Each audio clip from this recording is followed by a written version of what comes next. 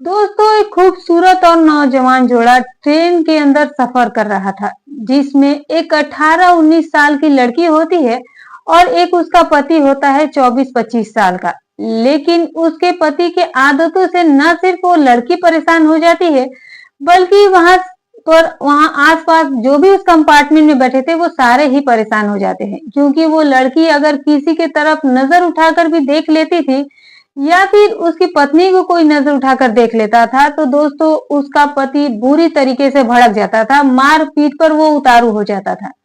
अब उन्हीं के साथ दो और लड़के उसी कंपार्टमेंट में बैठे थे और दोस्तों उनमें से एक लड़का जो है वो बार बार इसकी पत्नी की तरफ देखे जा रहा था और उसकी उससे बहुत बार बार झड़प हो जा रही थी। अब दोस्तों यही सब चलता रहा। इतनी पाबंदियों के बावजूद जब आधी रात होती है तो इशारों इशारे में वो लड़का जो है वो उसकी पत्नी से बातें कर लेता है और उसके बाद उसे बाथरूम की तरफ, दरवाजे की तरफ लेकर चला जाता है और उसके बाद उन दोनों में जो कुछ भी होता है दोस्तों उसे सुनकर आप भी हैरान हो जाएंगे। तो दोस्तों ये बहुत ही रोमांचक कहानी है। आइए जानते हैं पूरी कहानी इस वीडियो में।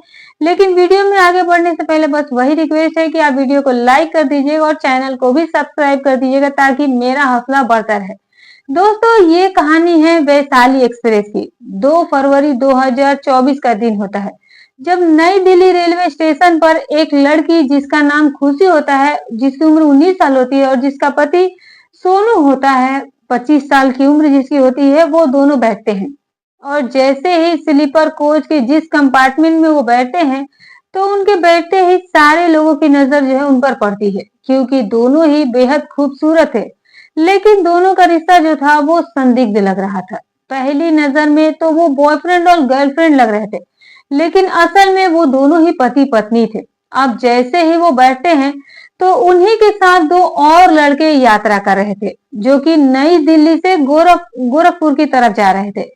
तो उनमें से एक लड़के का नाम अख्तर होता है और दूसरे लड़के का नाम अमित होता है। अख्तर जो है वो बैठता है, वो खुशी के सामने बैठता है तो खुशी उसको एक नजर देख लेती है और ये बात सोनू को बुरी लग जाती है। वो जो है अपनी पत्नी खुशी पर भड़क जाता है और उससे कहता है कि क्या देख रही हो, इसके साथ जाना है क्या तुम्हें? और दोस्तों इतना कहने के बाद वो एक थप्पड़ जो है वो खुशी को जड़ देता है। अब जब सारे लोग ये देखते हैं तो हैरान हो जाते हैं। जो अमित था वो भी हैरान हो जाते हैं। वो कहता है कि भाई ये क्या तरीका है तेरा, तू क्यों इसे मार रहा है थप्पड़? तो वो कहता है कि इसमें तेरा क्या जा रहा है, ये मेरी बीवी है, मैं इसके साथ कुछ भी करूं। तब अमित ने बोला कि फिर हम लोगों की वजह से क्यों मारा है, क्यों ऐसे कह रहा है कि इसके साथ जाएगी क्या, ये क्या तरीका हुआ तेरा? तो उसने कहा कि तो फिर इसने क्यों देखा तुम्हारी तरफ और उसने इसे क्यों देखा? कहने का मतलब है कि वो लोग आपस में इस बात को लेकर बहसबाजी कर रहे थे। वो जो लड़का था सोनू, उसकी इस हरकत से ट्रेन में बैठे मौजूद सभी लोग उसकी तरफ देखे जा रहे थे। तो उसने बोला कि गलती इसकी थी तो इसे सजा भुगतनी ही थी। अब दोस्तों उसकी बातों पर हर कोई हैरान हो जाता है। अमित कहता है कि भाई ऐसी क्या बात है, कोई कहीं भी देख सकता है, इसमें इतना भड़कने वाली तो कोई बात नहीं थी। तो वो बोलता है कि भाई तुझे क्यों इतनी तकलीफ हो रही है, मेरी बीवी को तो मेरी तकलीफ नहीं है, मैंने तो इसे मारा है, तुझे क्यों तकलीफ हो रही है? तो वो बोला कि क्यों हमारा नाम लिया, हम लोगों का नाम लेगा तो हमें तकलीफ होगी ही, और उसे क्यों नहीं तकलीफ हुई होगी, वो भी तो एक इंसान है। तो दोस्तों फिर वो खुशी से पूछता है कि क्यों तुझे कोई तकलीफ है, मैंने तुझे मारा तो दोस्तों वो उस समय सिसक रही थी, रो रही थी और रोते रोते ही कहती है कि नहीं मुझे कोई तकलीफ नहीं होती है। अब जब लोग उसकी तरफ देखते हैं तो ऐसा लग रहा था जैसे कि वो बहुत दुखी है, बहुत उदास है और बहुत सताई गई है और उसकी आंखें जो थी वो लाल हो रही थी। ऐसा लग रहा था कि वो बहुत देर तक रोने के बाद ट्रेन में बैठी हुई थी। लेकिन अब सारे लोग मुसाफिर थे, किसी को किसी के दुख और सुख से क्या मतलब था। एक रात का सफर था, उसके बाद सबको अपने अपने मंजिल तक पहुंच जाना था और फिर दोस्तों अपने अपने जिंदगी में सब लोग बिजी हो जाते हैं। लेकिन सबके मन में एक ही सवाल था कि आखिर ये बंदा है कौन जो इस तरीके से इतना किसी को कभी भड़कते हुए नहीं देखा। फिर दोस्तों धीरे धीरे ट्रेन आगे धीरे धीरे बढ़ने लगती है। अब जो अख्तर था वो उसी की तरफ ही लगातार देखे जा रहा था। अब दोस्तों ऐसे ऐसे करते रात के 9 बज गए। जब टीटी आता है और सबका टिकट चेक करता है, इन लोगों का भी टिकट चेक करता है, तो वो बोलता है कि मिस्टर सोनू कौन है? तो सोनू कहता है कि मैं हूँ सर। और फिर बोलता है कि खुशी, तो वो कहता है कि मेरी पत्नी है सर, ये है। अब जैसे ही खुशी के नाम सुनता है अख्तर तो वो चौंक जाता है। टीटी के जाने के बाद फिर वो अमित से कहता है कि यार जरा बाथरूम की तरफ चलेगा क्या? अमित कहता है कि क्या बात है, चल। अब दोस्तों दोनों बाथरूम की तरफ जाते हैं तो अख्तर कहता है कि यार वो जो लड़की है वो यार मुस्लिम है। तो वो कहता है कि क्या बात कर रहा है, टीटी ने तो अभी उसका नाम खुशी कहकर बुलाया है। तो वह कहता है कि यही तो हैरानी की बात है, वो मुस्लिम है यार, वो खुशी नहीं है, उसका नाम कुछ और होना चाहिए था। तो वो बोला कि तुझे कैसे पता? बोला कि क्योंकि यार उसके हाव भाव से और फिर उसके जो तौर तरीके हैं उससे पता चलता है कि वो एक मुस्लिम लड़की है, क्योंकि मैं एक मुसलमान हूं तो मुझे इतना तो पता है। तो वो बोलता है कि यार अजीब तू भी बातें कर रहा है, अब कुछ भी हो सकता है, क्या पता लड़का भी मुस्लिम ही हो।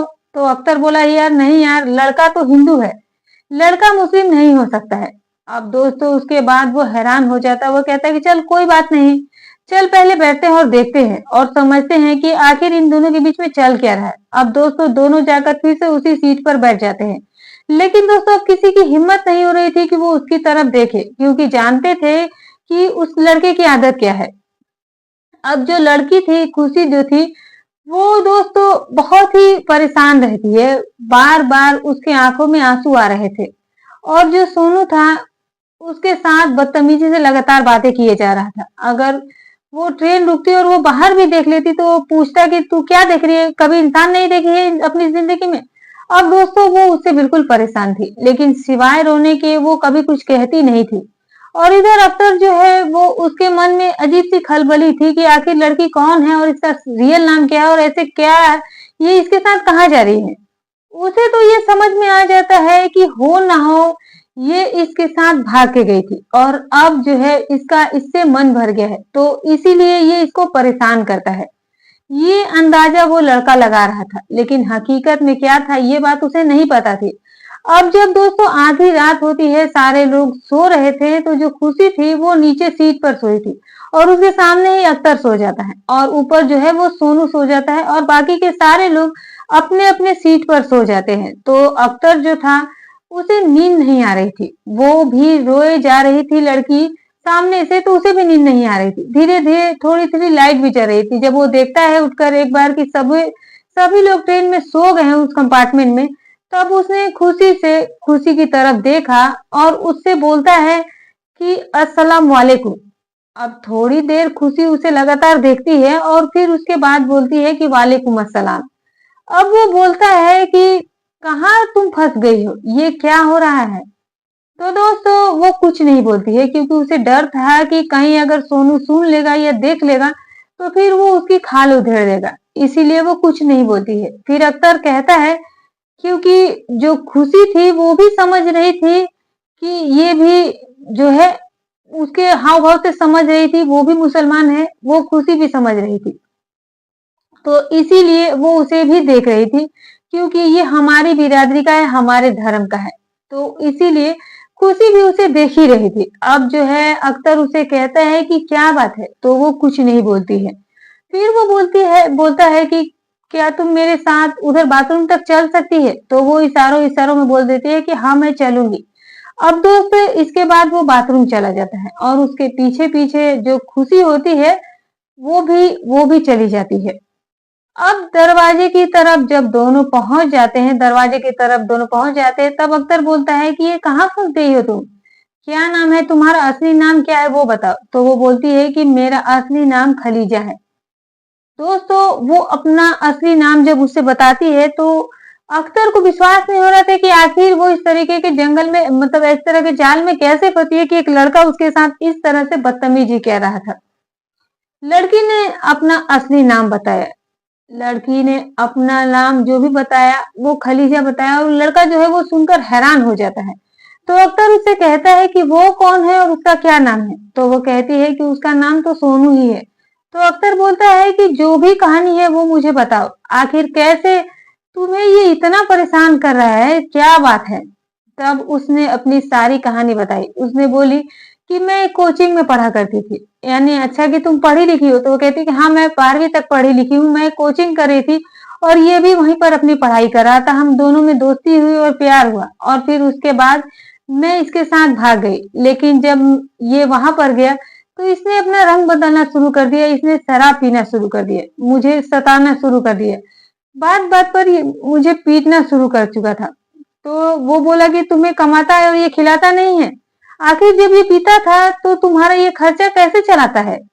तो खलीजा कहती है कि ये जहां पर लेकर गया था इसके मौसी का घर था नागलोई में, तो वहीं पर इसने मुझे रख रखा था और ये मुझे जब सताता था तो इसकी मौसी वगैरह को भी बुरा लगता था, वो लोग भी मेरा सपोर्ट करते थे। वो कहते थे कि तुम किसी लड़की को भगा कर लाए हो और इस तरह के उसके साथ व्यवहार कर रहे हो, और अगर तुझे मारना पीटना है तो तू हमारे घर पर मत रहे, तू जहां मर्जी उसके साथ रहे। तू यहाँ पर लाया ही क्यों था इसे जब तुझे इसी तरह के व्यवहार करना था? और फिर इसीलिए उन लोगों ने हमें घर से निकाल दिया और इसके बाद ये मुझे लेकर गांव जा रहा है।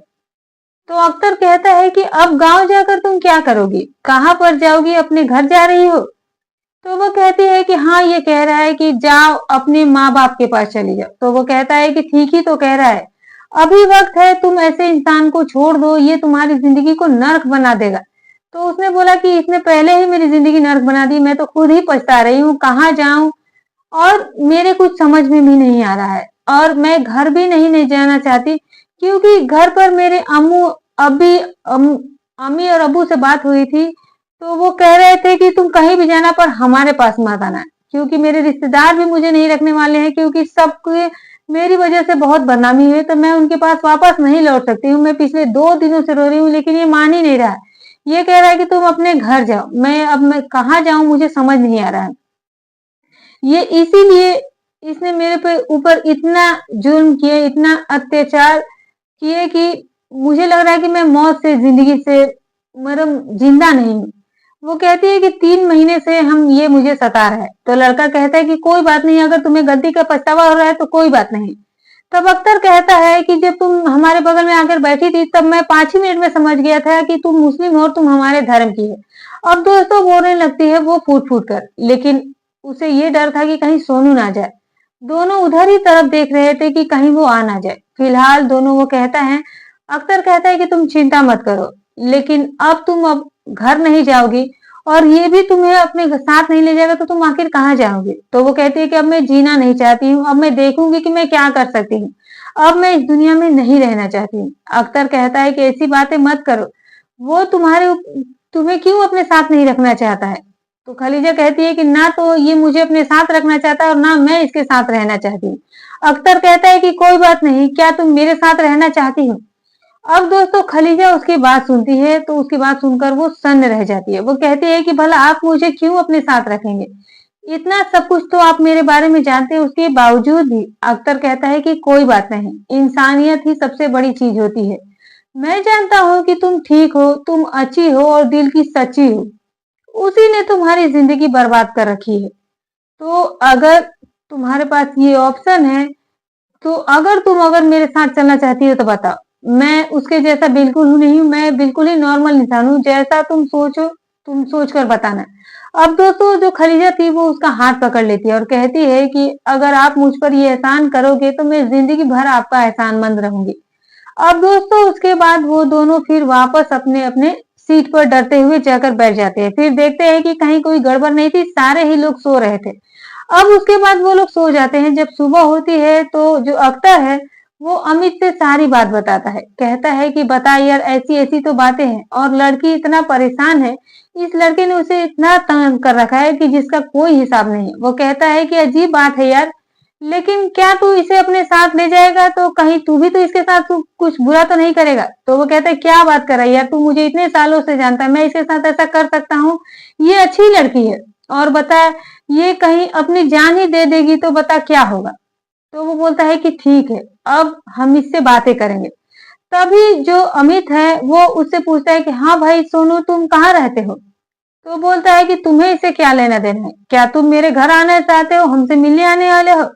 अब दोस्तों वो बहुत ही बेरुखी से बोलता है, तो कुछ लोग तो उसकी बातें सुनकर हंस देते हैं और कुछ लोगों को बुरा लगता है, लेकिन उसके बाद अमित जो है वो चुप हो जाता है। अब दोस्तों गोरखपुर आने में 2 घंटे का समय था। तभी जो सोनू है वो खलीजा से बोलता है कि अपने घर पर किसी को फोन कर दो, कोई आकर तुम्हें स्टेशन से लेकर जाएगा। खलीजा कहती है कि जब मैं कह रही हूँ कि मैं अपने घर नहीं जाऊंगी तो आप मेरे साथ क्यों ऐसा व्यवहार कर रहे हैं। तो दोस्तों अब गोरखपुर आने ही वाला था। जो सोनू है वो खलीजा से बोलता है कि चल अब तू घर के अपने किसी को कॉल करके बुला ले। तो वो लड़की कहती है कि तुम जानते हो कि मैं किसी भी हाल में अपने घर नहीं जा सकती और तुम मेरे साथ ये जबरदस्ती क्यों कर रहे हो। तो वो कहता है कि मैं नहीं जानता कि तू कहाँ जाएगी, किसके साथ जाएगी, तेरा मन करे तो तू अभी ट्रेन से कूद जा, लेकिन मुझे तेरे से कोई लेना देना नहीं रखना है, तू जहाँ चाहे वहां जाए। जब वो खलीजा से इस तरीके से बातें कर रहा था, उसी बीच में जो अख्तर जो अमित होता है वो कहता है कि भाई तुम ऐसे बदतमीजी से अपनी पत्नी से क्यों बात करते हो, आखिर तुम्हारी प्रॉब्लम क्या है, तुम उस बेचारी के साथ इस तरह से व्यवहार जब सबके सामने करे तो तुम अकेले में उसके साथ क्या करते हो। ऐसी बातें ही जब वो सोनू से कहता है तो सोनू भड़क जाता है। वो कहता है कि तुम लोगों को इससे क्या लेना देना है, क्या तुम इसे अपने साथ ले जाओगे, मैं इसे कहीं भी छोड़ दूं, कहीं भी इसे इसके साथ कुछ भी करूं। अब ये मैं इसे बताऊंगा, अब ये घर जाएगी तो मैं इसके साथ क्या करूंगा ये नहीं जानती है, क्योंकि इसकी वजह से आज मुझे इतना कुछ सुनना पड़ रहा है। ये बात जब अमित सुनता है तो वो और भी भड़क जाता है। अख्तर कहता है कि तुम्हारी हिम्मत हो तो तुम इसे कुछ करके दिखाओ, हम तुम्हें छोड़ेंगे नहीं। जब ये बात अख्तर कहता है तो वो कहते हैं कि तुम तो मेरी जिंदगी से और मेरे लाइफ से और हमारे बीच से दूर ही रहो, क्योंकि तुम नहीं जानते हो कि तुम्हारे लिए अगर मैं थोड़ा सा शोर मचा दूंगी तो तुम समझ भी नहीं पाओगे कि तुम्हारे साथ हम क्या कुछ यहाँ लोग कर सकते हैं। तभी अमित कहता है कि क्या कर सकते हैं, जो भी करना है यहाँ करके दिखाओ, हम देखना चाहते हैं कि तुम क्या कर सकते हो, तुम मेरे दोस्त का क्या बिगाड़ लोगे, मैं देखना चाहता हूँ। अब इन दोनों के बीच में ही बहुत बहसा-बहसी होती है और बात हाथापाई तक आ जाती है। इतनी बात बढ़ जाती है कि अब जो सोनू है वो कहता है कि तुम लोग इसे कौन लगते हो जो तुम इसकी वजह से मुझसे लड़े हो, और तुम क्या इसे अपने साथ ले जाओगे? तभी सोनू कहता अमित कहता है कि हाँ, हम इसे अपने साथ ले जाएंगे और तू अब जो कर सकता है करके दिखा। तू इसके साथ तूने बहुत बुरा किया है। एक इस लड़की को, भोली-भाली लड़की को तू अपने साथ लाकर इसके साथ इतना कुछ बुरा करता है, जब तू सभी के सामने ऐसा कर रहा है तो तू अकेले में इसके साथ क्या कुछ नहीं करता होगा। अब तू इसकी जिंदगी से निकल जा, वरना तेरे लिए अब अच्छा नहीं होगा। तू नहीं जानता कि अब तुम्हारे साथ हम लोग क्या कर सकते हैं। जब वो ये बात सोनू से कहते हैं तो कहीं ना कहीं सोनू भी जो है वो डर जाता है और फिर वहीं पर वो खलीजा को छोड़कर दूसरे कंपार्टमेंट में चला जाता है। और इस तरीके से जो अमित और जो अख्तर होते हैं वो खलीजा को अपने साथ कर लेते हैं और कंपार्टमेंट में मौजूद सभी लोग जो थे वो उनकी बहुत तारीफ कर रहे थे, जिस तरीके से उन्होंने खलीजा की जिंदगी बचाई थी और जिस तरीके से एक ऐसे व्यक्ति से उसे बचाया था जो उसकी जिंदगी को नर्क कर बैठा था। और फिर खलीजा को लेकर अख्तर और अमित अपने साथ ले जाते हैं और फिर कुछ ही महीनों के बाद खलीजा का हाथ जो है उसके माता पिता से, उसके अम्मी अबू से जो है अख्तर मांग लेता है और बड़े ही धूमधाम से दोनों की शादी हो जाती है और फिर दोनों ही एक खुशहाल जीवन की शुरुआत कर देते हैं। तो दोस्तों ये थी हमारी आज की कहानी। आपको हमारी आज की कहानी कैसी लगी कमेंट में जरूर बताइएगा। तो फिर मिलूंगी कल आपसे एक और नई रोमांचक कहानी के साथ। तब तक अपना और अपनों का ख्याल रखें।